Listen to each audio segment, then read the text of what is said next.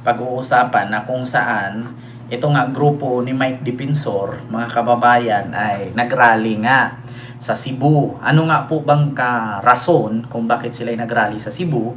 Dahil po mga kababayan, sa gaganaping ASEAN Summit, hindi ko alam kung anong tawag dyan, no? Meron kasing event na gaganapin sa Cebu, mga kababayan, na isang ASEAN, no? Parang may mga iba't ibang panauhin sa Cebu po gaganapin. Itong ASEAN conference yata or ASEAN meeting, no? Yung mga iba't ibang may mga prime minister, may mga president, ayan, basta buong Asia. Oo. So gaganapin po siya sa Cebu. So ngayon mga kababayan, alam po nila na nag-meeting po doon sila First Lady Lisa, si Governor Pam Baricuatro, yung mga local governments ng Cebu, ay nag-uusap-usap, nagbi-meeting-meeting para sa gaganaping, 'di ba? Sa Bohol Attack Kent. Ayan. Yung gaganaping 'di ba? Ay nako, tama lang nahulihin ang mga walang kwentang rally ng mga DDS. ASEAN Meet, Ma'am Jocelyn Barcina. Basta may gaganaping event na tinatawag nilang ASEAN Meeting o parang ganun, or parang ASEAN Summit, no, parang ganyan, nagaganapin sa Cebu ngayong February 8, no? So ngayon mga kababayan, habang alam kasi ni Mike Dipensor na nandoon si First Lady Lisa, no, at ang pamunuan ng Malacanang ng palasyo na may gaganapin nga doon na isang pagpupulong para sa mga local government ng APEC Summit. APEC Summit ang tawag dyan. So ngayon mga kababayan, pumunta sila doon, nagrally. So ngayon, bukod na sa pagod, walang napala ang rally, inaresto pa. Ito po mga kababayan, ito nga, tas ngayon nung naaresto sila, mga kababayan, ngayon nung naaresto sila, eto na. Ito po pakinggan ninyo mga kababayan, nagyayaw-yaw ang Mike Dipensor. Ito na nga mga kababayan ang napapala nila. Ayan. Rally pa. Rally. Hindi pa kayo magsitigil. Ito. Hindi ako makalive. Nandito kami, nagkaroon ng blocking. Kanina flowing yung traffic, tapos bigla kami kinarang. Actually, dadaan lang kami and we were supposed to stop in Ismailia, malayo dun sa site ng convention. So ito, nag-cause pa ng traffic. Kanina flowing ko dito Gumagalaw kami lahat and bigla na lang yung blocking. So ito sila Colonel, alam mo naman natin. Kaya po mga kababayan, no, yan po ay video ni Mike Dipensor na ibinost niya na kung saan ay hinarang po sila ng kapulisan doon sa ginanap nilang parang motor parade, no, parang rally, ganyan. So ngayon mga kababayan, hindi ko lang sure kung itong tinatawag nilang parade na to, rally parade, ay may permit. Ang pagkakaalam ko kasi mga kababayan, sa Maynila kasi hindi kasi uubra yung ganyan. No, Sir Jero de la Cruz po. Hindi kasi uubra yung ganyan mga kababayan sa Maynila, yung mga ganyang parid-parid po, no? Mga kababayan, mahirap kasi yung ganyan na walang permit tapos tawag dito magkalat, no? Magkalat ng mga kababayan, magkalat ng kabubuhan. Pagod na nga, mahirap na nga, walang kikitain, absent ka sa trabaho, bilad ka sa init. Tapos ang mangyari, mga kababayan, ay maaresto ka pa. Ngayon, bukod dyan mga kababayan, hinarang po sila.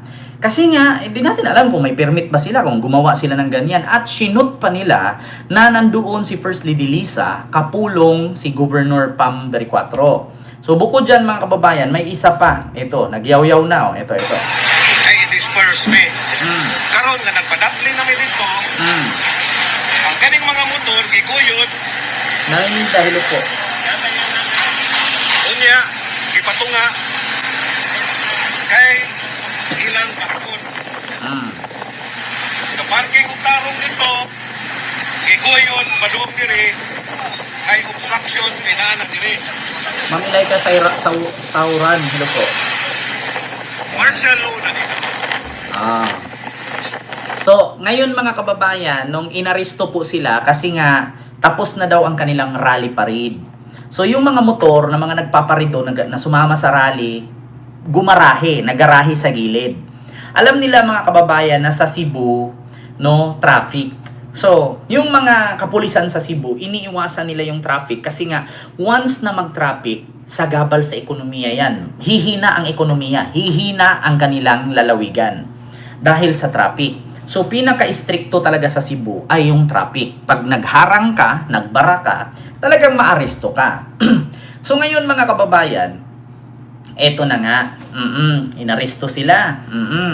So, kahit sabihin natin na tapos na yung kanilang rally, no? Tapos na yung kanilang protesta na nag-iikot sila sa Cebu, alam naman nila nandoon si First Lady Lisa at mayroong gaganaping APIC Summit ngayong February 8, no? So, pumarada daw sila sa gilid, tapos siguro nagmerienda o kumain. Hindi nila iniisip na siguro 3 motor magparada, okay lang. Pero kung sandamakmak na halos 100 motor magparada dyan, no? Tapos, syempre daanan yan, sisitahin talaga kayo. So ngayon mga kababayan, mula nung sinita sila, ang sabi agad, martial law daw. Nag-martial law na daw sa Cebu, di ba? Kita ninyo? Kapag inaresto kayo kasi nag-violate kayo, di ba? Nung inaresto kayo, kasi meron kayong nilabag sa batas, sabihin agad martial law. Pero yung ginawa ninyong pambabasto sa gobyerno, nagrally-rally kayo na wala namang kinapapala sa pagrarally ninyo, anong pinaglalaban ninyo, hindi nyo iniisip na nakasagabal kayo. Biruin ninyo, nung sinita sila kasi nakasagabal sila sa traffic, ang sabi agad martial law. Pero hindi nila inisip na yung pagrally-rally nila dyan, maraming mga motorista, maraming mga negosyante na nalilate dahil sa ginawa nilang traffic na rally-rally parade na yan. Hindi nila iniisip. Ganyan ang sakit ng mga DDS, mga kababayan. No? Kapag gumawa sila ng kabulastugan, okay lang. Pero kapag nasita sila sa kanilang kabulastugan, sila na yung biktima. Kita ninyo, mga kababayan? Yung bang pagrarally ninyo, tama ba yan? 'Di ba? Yung pagkukus ninyo ng traffic dyan sa rally-rally ninyo, tama ba yan? Nakatulong ba yan sa bayan? Wala. Pero ngayon o kayo ay sinita kasi nakakus kayo ng traffic dyan sa parking na yan, na napakadaming sangkatutak na motor, sasabihin nyo agad martial law. 'Di ba? Kita nyo yan? Kita nyo mga kababayan? Nakakus kayo ng traffic, sabihin nyo agad martial law. 'Di ba? Pero yung nagrally-rally kayo, hindi nyo iniisip na may mga estudyante na malilit sa pagpasok sa pag-aral, merong mga trabahanteng malilit sa pagpasok sa trabaho, kasi napakaaga ninyong nagrarally dyan, nagtutur-tour kayo dyan, umiikot-ikot kayo. 'Di ba? Yan ang mahirap sa inyo. Mga kababayan, yan ang mahirap sa kanila. Nung ginawa nilang rally-rally, diba, Kent, matanda na ako pero gusto kong mamatay ng iping lala. Anong iping lala? Ano daw? Francisco Gamboa. Kita nyo mga kababayan. Ma'am Chloe Nigel, maraming salamat po sa yung super chat. Thank you so much po dyan sa Hong Kong. Biruin nyo, gumawa kayo ng protesta dyan. Naggamotor-motor kayo dyan. Nagrally-rally kayo, nagpaparid-parid kayo. Hindi nyo inisip na dahil sa parid-parid ninyong yan, marami pong estudyante ang malit sa pagpasok. Maraming mga trabahante na malilit sa pagpasok na pupurwisyo. Tapos, nung sinita kayo sa ginawa ninyong kabulastugan na yan, sasabihin nyo agad martial law. Diba? Tapos yan bang pag-rally-rally ninyo, may permit ba yan? Tanong lang, nagtatanong.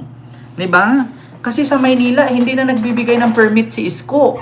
Dahil sa nangyaring, sinira ang mga property ng Maynila. Yung mga stoplight, yung mga nakalagay sa kalsada, pinagsisira. Diba, Ma'am Philly Agpoon? So, ngayon po, mga kababayan.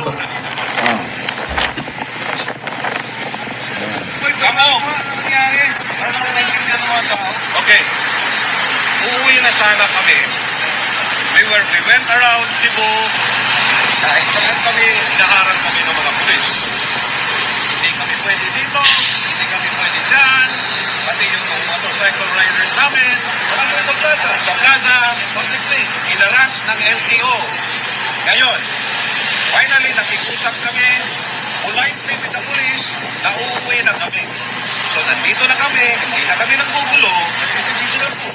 Nagkain kami at uuwi na, yung mga Diba? Kita nyo? Narinig ninyo? Pauwi na daw sila. Hindi na daw sila nanggugulo. Pero inaresto sila ng pulis. O, kita ninyo? So, galing mismo sa bunganga niya na nanggulo nga sila. Diba? Pauwi na kami. Nakapark kami dito. Hindi na kami nanggugulo. Inaresto nila kami. Sa madaling salita, nanggugulo nga sila. Galing sa bunganga yan. Mga kababayan. Galing sa bunganga mismo ng kasama ni Mike Defensor yan. Pauwi na kami, di ba? Nakapark na kami, hindi na kami nanggugulo. Di ba? Ulitin ko ha. nakikusap kami, politely with the police, na uuwi na kami. So nandito na kami, hindi na kami nanggugulo, nagsisibisi lang po. Nagkain kami at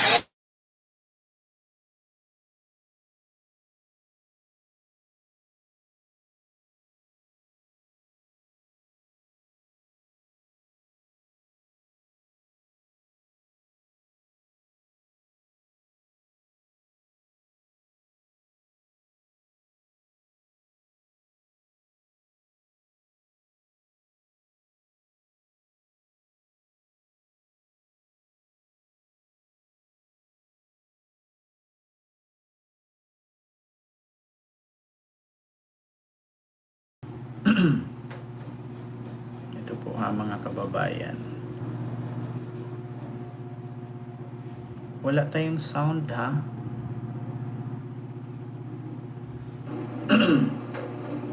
So ayan.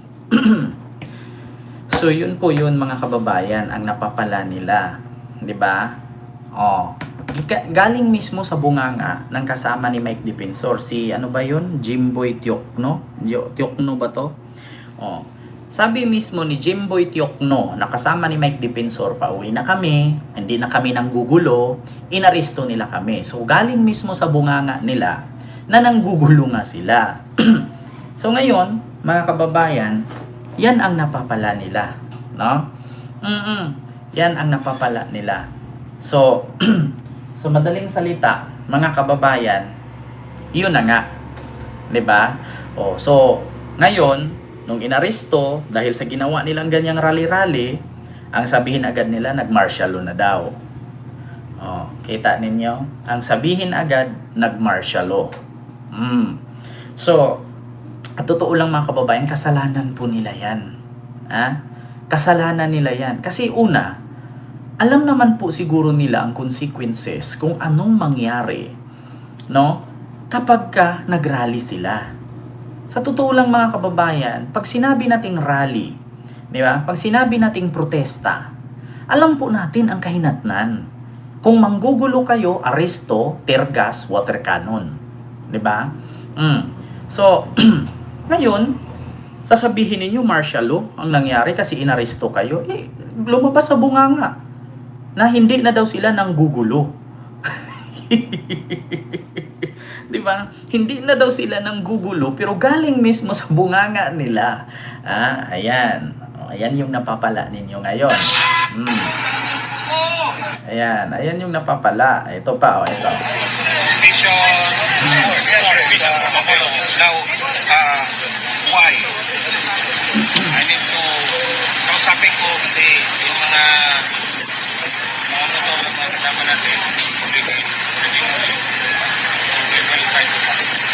Are you being arrested? If you will not go, will you arrested?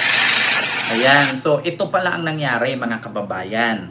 No? Hinanap ng pulis kung sino ang pinuno or organizer o leader sa kanila kasi siya ang leader, siya daw ang aarestuhin, siya ang ikukulong. Naku po. Naku mga kababayan. Ito sabi dito sa una, sabi nung unang ito ulitin ko ha. We went around Cebu. Kahit saan kami, hinaharap kami ng mga pulis. Hindi kami pwede dito, hindi kami pwede dyan. Pati yung motorcycle riders namin, sa plaza. Sa plaza, inaras ng LTO. Inaras daw. Ngayon, why traffic. So nandito na kami, hindi na kami nagbugulo, nagsisibisi lang po. Kakain kami at uuwi na, yung mga motor dyan, nakapark yan doon. Inila ng pulis papunta dito kasi obstruction. Now, I told Colonel Ilianan na since ako ang leader, ako ipakulong. Diba? So siya daw ang leader, siya ang ipakulong. Ala, nako. Mga kababayan, yan ang mahirap kasi. Ayan. Gawa-gawa kayo ng rally. Tapos lumabag kayo sa may violation kayong nilabag. Tapos ngayon sabihin ninyo martial law na daw. 'Di ba? Asa ang tanong ngayon, may permit ba 'yan? Kaya din siguro sila inaresto, mga kababayan. Kasi ang tanong kasi diyan, may permit ba? Kasi kung wala silang permit tapos naggaganyan-ganyan, talagang aarestuhin kayo. 'Di ba? Kasi ganito 'yan, mga kababayan eh. Kung rally ninyo successful, malinis, okay lang. Pero kung yung rally ninyo ay hindi maganda, tas wala pang permit, nakagawa pa kayo ng violation, talagang pag-iinitan kayo. Alam naman nila 'yan. Diyos ko, sa panahon ni Digong noon, ganyan. Pag okay ang rally ninyo, hahanapan kayo ng butas. Pagka magulo ang rally ninyo, hahanapan kayo ng tama. Ganun yan eh. Parang kayong kumakanta lang. Pag kumanta ka, pangit ang boses mo, anong hahanapin ng hurado? Di ba yung magandang boses? Pag kumanta ka, maganda ang boses mo, anong hahanapin ng hurado? Di ba yung pangit mong boses, yung kulot? So ganun yan. Alam nyo naman kahinat na ng rally, Diyos ko. Tapos ngayon magrekla-reklamo kayo. Para kayong ano yan eh, para kayong pumasok sa minahan na hindi nyo sure kung makakalabas pa ba kayo o hindi. 'Di ba? Ganun 'yan. Para kayong pumasok sa minahan, hindi nyo sure na baka bukas matabunan kayo, makakalabas pa ba kayo o hindi. 'Di ba? Alam mo namang matatabunan ka, papasok ka pa. Alam mo namang maaresto ka dahil rally nga 'yan. Pag kunting mali diyan, masilip kayo, aarestuhin talaga kayo. Tapos ang tanong pa diyan, meron bang permit? 'Di ba? Ma'am Lily Tonini, Ma'am Rose, ayan. And kay Lito Almonteros, ayan. And kay Ma'am Ana Alzaga, hello po. Ma'am Lily Tonini, hello po. So, yun po yun ha, mga kababayan. Gusto nilang ipahiya pero sila itong inaresto. 'Di ba? Gusto kasi nilang guluhin, mga kababayan. Alam kasi nila na may mga ano yan eh, may mga persona na nagmi-meeting diyan ngayon sa Cebu. Kaya ang akala nila na may mga pumupunta daw dyan, mga panauhin sa iba't ibang bansa na nagmi-meeting ngayon, mga delegado, ay nagrally sila para ang makita ng mga delegates, no, yung mga delegadong aattend sa APEC Summit sa Cebu, ay sabihin nila, ganito pala ang Pilipinas, magulo pala ang Pilipinas, ganito pala kadumi, ganito pala ang ano dito sa Pilipinas, kaya nagrarally yung mga tao. Ipinakita nila, mga kababayan, na kapag may mga delegates, kasi alam ko kanina may mga talagang pumunta dyan na mga representative sa iba't ibang bansa na nag-meeting, nagaganapin ngayong February 8, yung APEC Summit. So, isinot nga nila sa meeting para makita ng mga delegado na pumunta dyan sa Cebu galing sa iba't ibang bansa na mga representative or delegates na, ganito ba kadumi ang Pilipinas? Ganito ba? Ganyan-ganyan? Kaya ganun sila, mga kababayan. Sinisira nila ang administrasyong Marcos para makita ng mga foreigner. Tignan ninyo paalala ko sa inyo. Ngayong February 8, tignan ninyo, ang daming mag-rally dyan. Sa harapan mismo kung saan gaganapin ang APEC Summit. Doon yan sila manggugulo. Tapos pag inaresto sila, ang sabihin agad nila, martial law. Hindi nyo iniisip, mag-rally-rally kayo, tapos may mga delegado dyan, may mga prime minister, di ba? May mga representative sa iba't ibang bansa, tapos nanggugulo kayo sa harap, talagang aarestuhin kayo. Kasi bakit? Heavy guarded yan. Ang tawag dyan, heavy guarded. Kasi may mga prime minister yan, may mga presidente, may mga panauhin sa iba't ibang bansa. Tapos pupunta ka dun, magrarally ka sa harap. Talagang pagdadamputin kayo, maniwala kayo sa akin. Talagang pagdadamputin kayo. Palibhasa kasi mga DDS, wala kayong mga pinag-aralan. Di ba? Manggugulo yan. Tignan nyo, sa February 8, sa APEC Summit na yan. Guguluhin nila yan. Tapos sisigaw-sigaw sila, Marcos addict, magnanakaw, corruption, buwaya. Ganyan lagi yan para makita ng Asian media na ganun ang Philippines. Kasi bakit? Funded ng China yung mga yan. Diba? Kasi alam naman natin ngayon na gagawin talaga lahat ng China para masira ang Pilipinas. 'Di ba? Oo, gagawa yan sila, pupunduhan nila yan. Maniwala kayo sa akin mga kababayan. Para pag nakita sa APEC Summit na ang pangit talaga ng Philippines, kaya nga kailangan ganito sakupin na lang China. Oo, makikita. Pero sa totoo lang mga kababayan, walang may gusto sa patakaran ng China kahit anong states, kahit anong bansa sa Asia, walang may gusto sa China na pamamalakad. Kasi bakit? Gusto kong i-explain sa inyo ha mga kababayan. Alam nyo, ang namuno ngayon sa China, mga rebelde yan, mga komunistang grupo. Yung namuno ngayon sa China, Communist Party yan. Dito kasi sa atin, ang namuno sa atin is Republic of Philippines, Republika tayo. Sa kanila kasi, Republic din sila. Kaso lang, yung namuno sa kanila, komunista. Sa madaling salita, yan yung mga yung mga rebelde yan sa kanilang lugar, sa kanilang bansa na tumakbong presidente, sinuportahan, no? Sinuportahan ng mga kapwa nila rebelde. 'Di ba? Ganun 'yon. Sir Macwan and kay Almond Lee, hello po sir. Ganun 'yon mga kababayan. Kaya sinong may gusto? 'Di ba? Tignan niyo ang Russia. Sino si Vladimir Putin? Martial law din ang Russia always. Ang North Korea, ganun din. Nag-martial law din. So sa madaling salita, gahaman sa posisyon, ayaw bumaba. 'Di ba? Ganyan ang ng kaibigan ng China, Russia, North Korea. Kaya tignan nyo, sa buong mundo, ilan ang bansa natin? Kulang-kulang 100. Sa buong mundo, kulang-kulang 100 ka bansa. Pero iilan lang ang may gusto sa China? Russia, North Korea lang. 'Di ba? Kaya, naku, mga kababayan, mark my word. Tapos meron pang January 30, 31, rally daw. 'Di ba? Mamarites Mos ni Hilo po. May ganyan sila mga kababayan. January 30, 31 ay may rally daw silang gaganapin. 'Di ba?